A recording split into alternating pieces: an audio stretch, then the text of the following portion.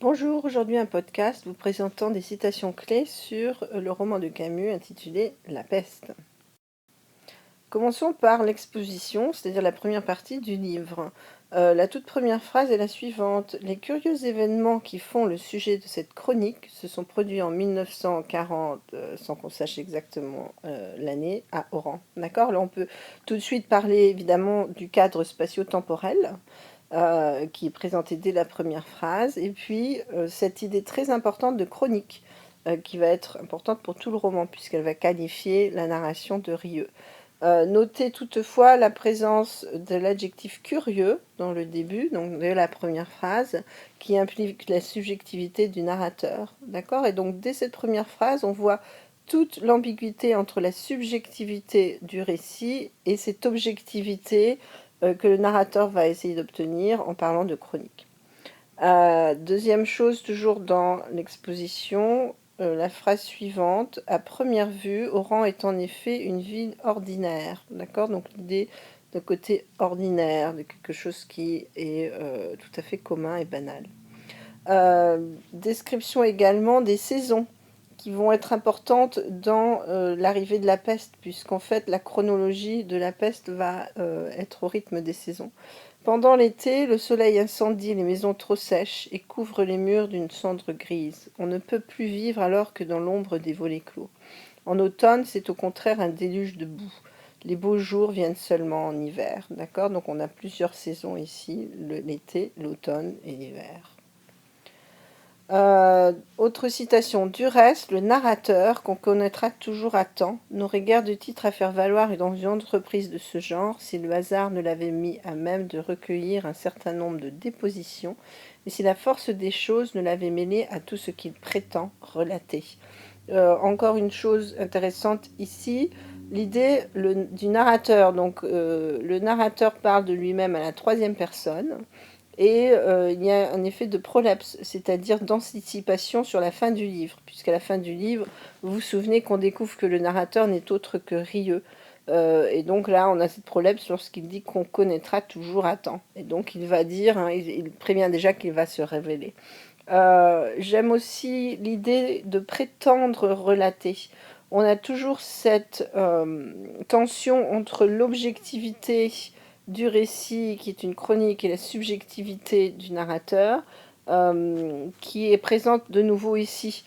Objectivité avec l'idée de déposition, de témoignage, et puis la subjectivité avec l'idée de prétendre relater comme si l'entreprise était vouée à l'échec. Alors, continuons.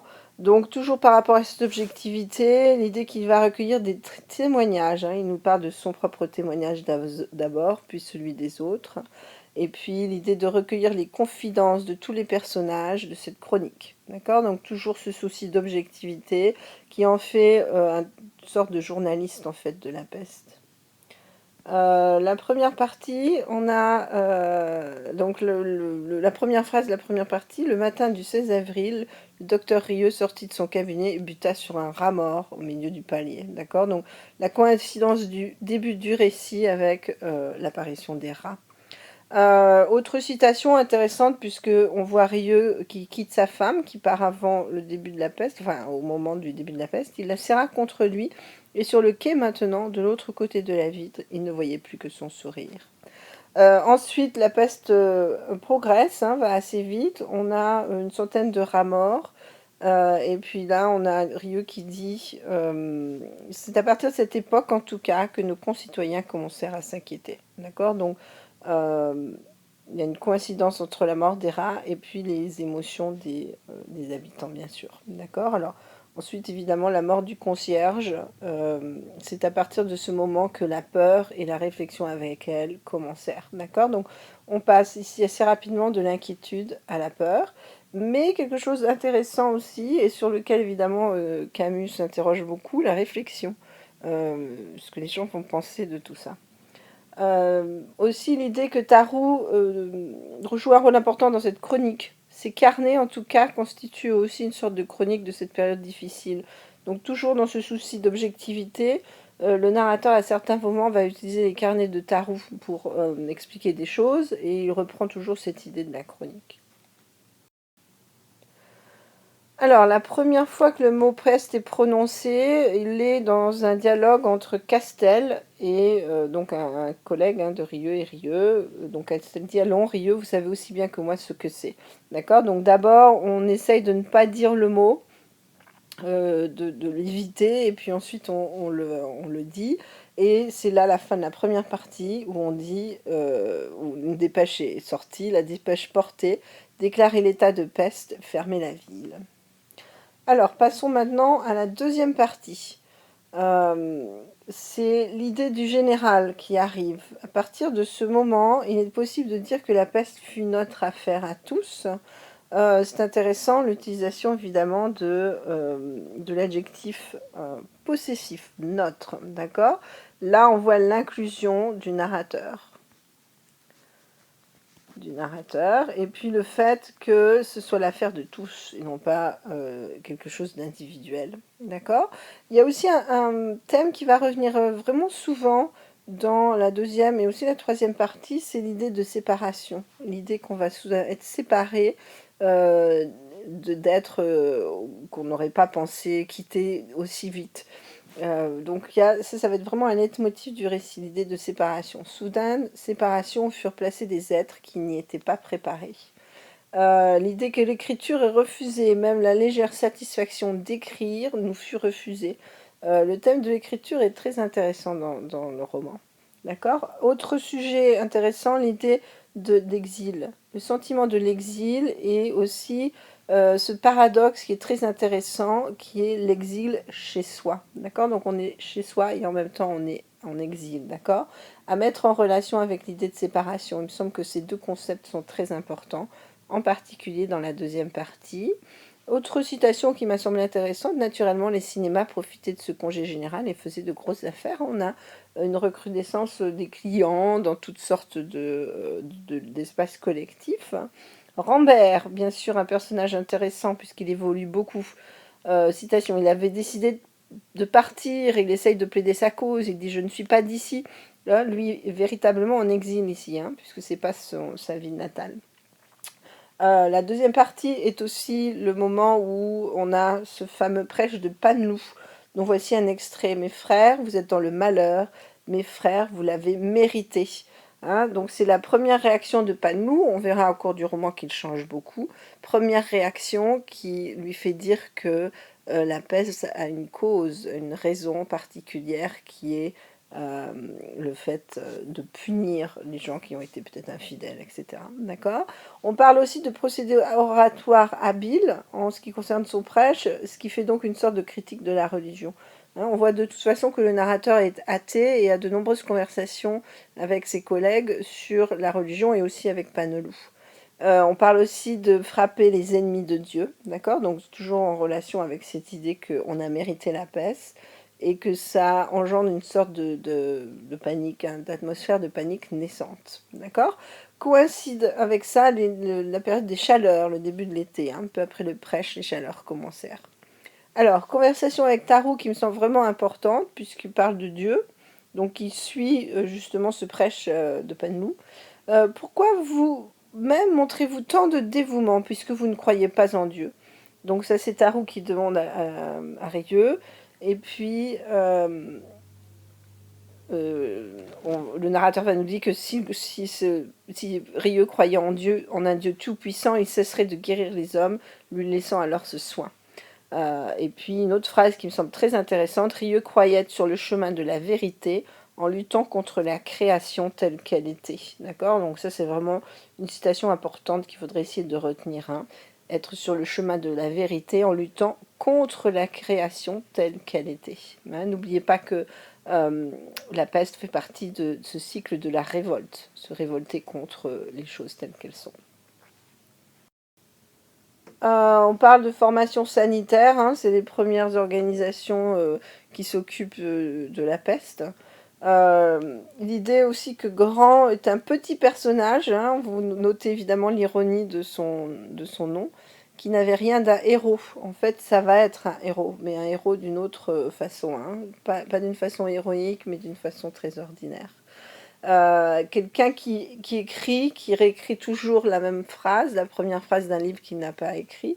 Donc on peut citer, il se montre ensuite fort préoccupé par l'adjectif superbe. Il pèse beaucoup les mots de cette phrase-là et les tourne différemment pendant des années. Donc il y a un côté assez humoristique. Je pense que là, c'est un humour relativement sympathique.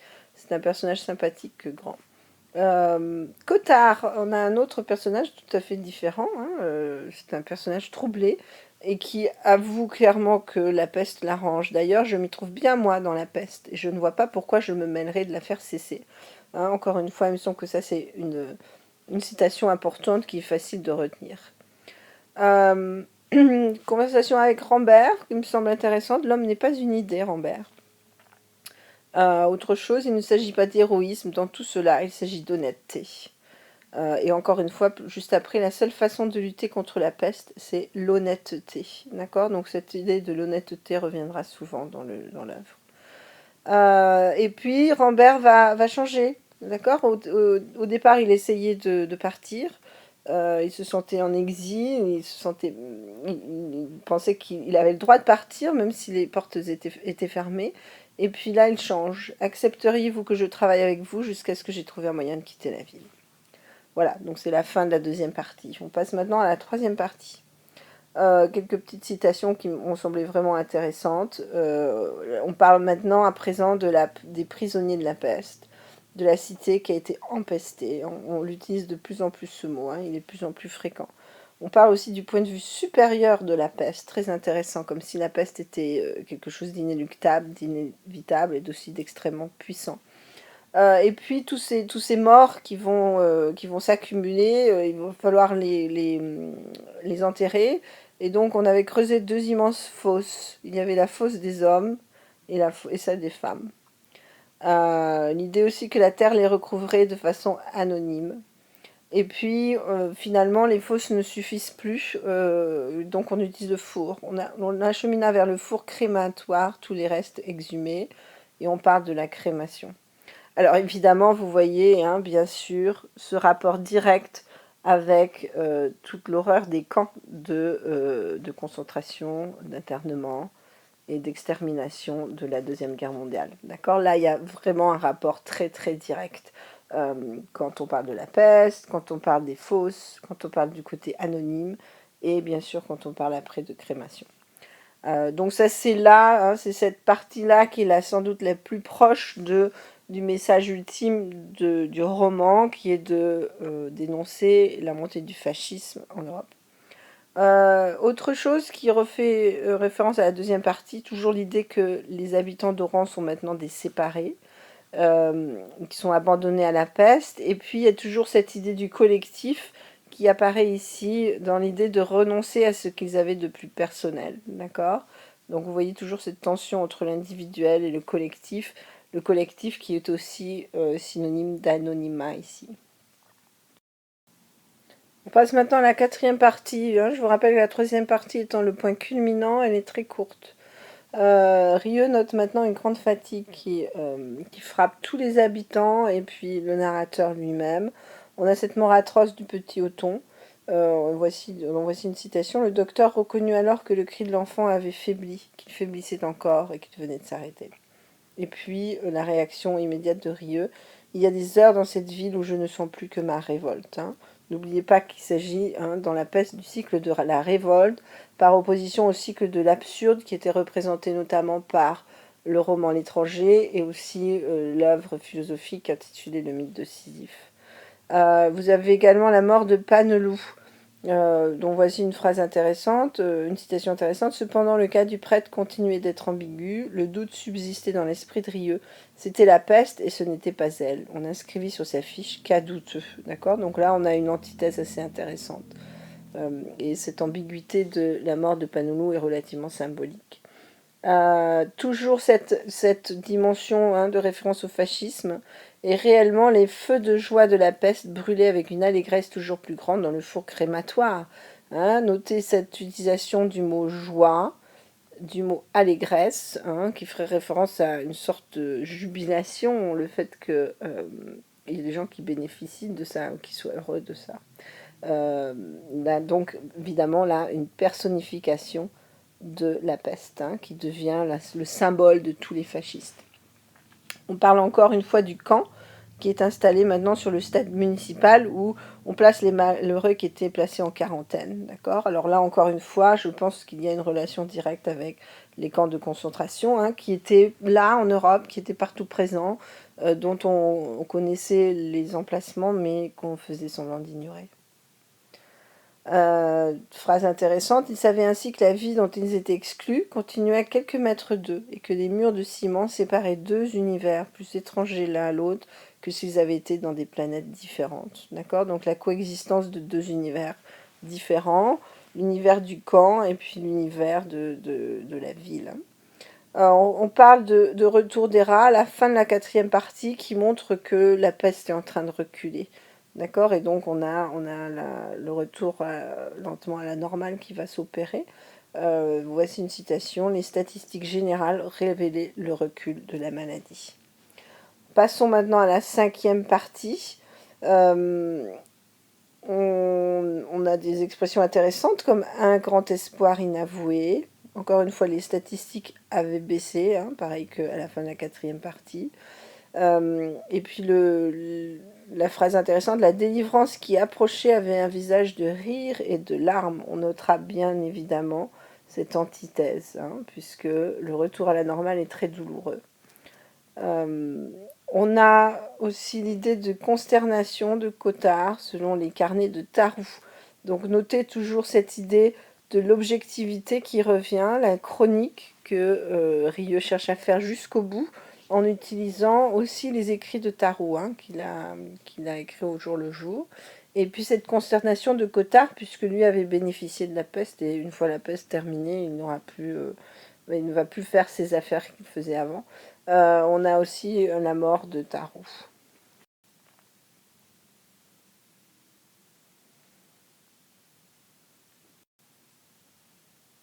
La nuit commençait pour lui dans la lutte, et Rieu savait que ce dur combat avec l'ange de la peste devait durer jusqu'à l'aube. On parle de Tarou. Notez la métaphore qui me semble être intéressante, celle de l'ange de la peste. D'accord ? L'ange, c'est plutôt positif, alors qu'on parle de quelque chose de négatif, qui est la mort de Tarou. Et puis, l'ouverture des portes, la peste a définitivement reculé. Les portes de la ville s'ouvrirent enfin à l'aube d'une belle matinée de février, saluées par le peuple, les journaux, la radio et les communiqués de la préfecture. Il reste donc au narrateur à se faire le chroniqueur des heures de joie qui suivirent cette ouverture des portes, bien que lui-même fût de ceux qui n'avaient pas la liberté de s'y mêler tout entier. D'accord ? Alors, on reprend l'idée de chronique, on reprend l'idée de journalisme. On a toutes les instances qui ont participé à l'événement, le peuple, les journaux, la radio, les communiqués de la préfecture, le chroniqueur. On a tous ces éléments-là qui font vraiment référence à l'idée de journalisme. Il niait enfin que nous ayons été ce peuple abasourdi dont tous les jours une partie, entassée dans la gueule d'un four, s'évaporait en fumée grasse, pendant que l'autre, chargé des chaînes de l'impuissance et de la peur, attendait son tour. Ça aussi, ça me semble vraiment important. L'idée qu'on va nier tout ce qui s'est passé, qu'on ne veut plus en entendre parler. L'idée, évidemment, toujours des camps, des fours crématoires entassés dans la gueule d'un four qui s'évaporait en fumée grasse.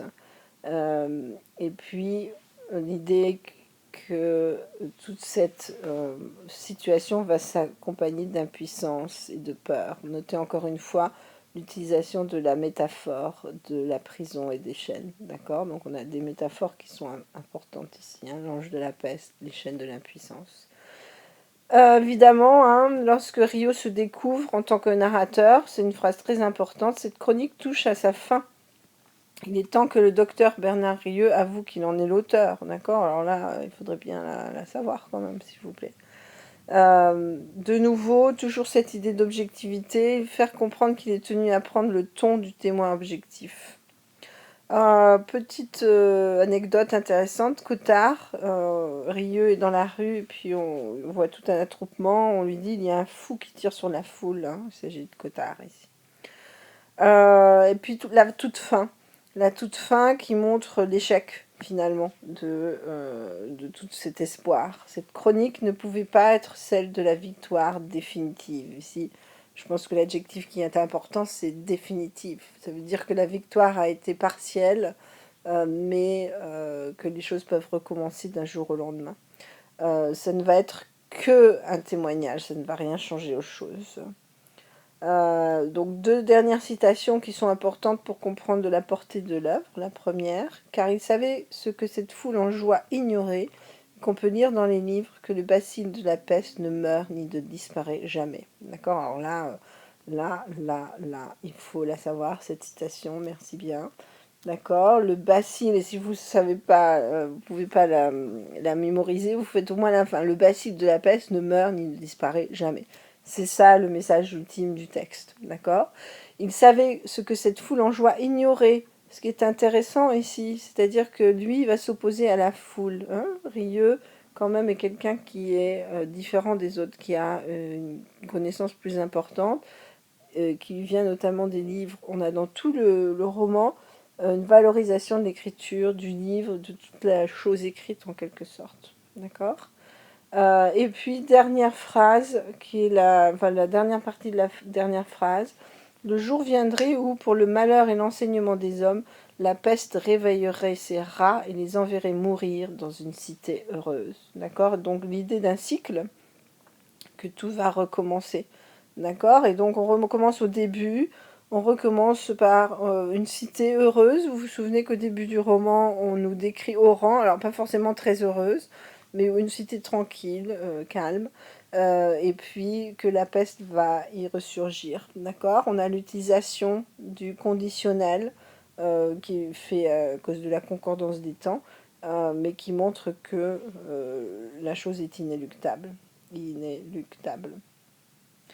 Euh, la peste réveillerait ses rats, ça c'est très intéressant aussi, ses rats. Vous voyez, l'adjectif possessif me semble être particulièrement intéressant. Là, évidemment, on est de l'ordre de la métaphore. Hein. La peste n'est plus au sens littéral du terme, elle est au sens métaphorique. D'accord. Donc notez que la fin parle de la peste plutôt dans un sens métaphorique pour qualifier un fléau tel que le fascisme. Voilà, merci.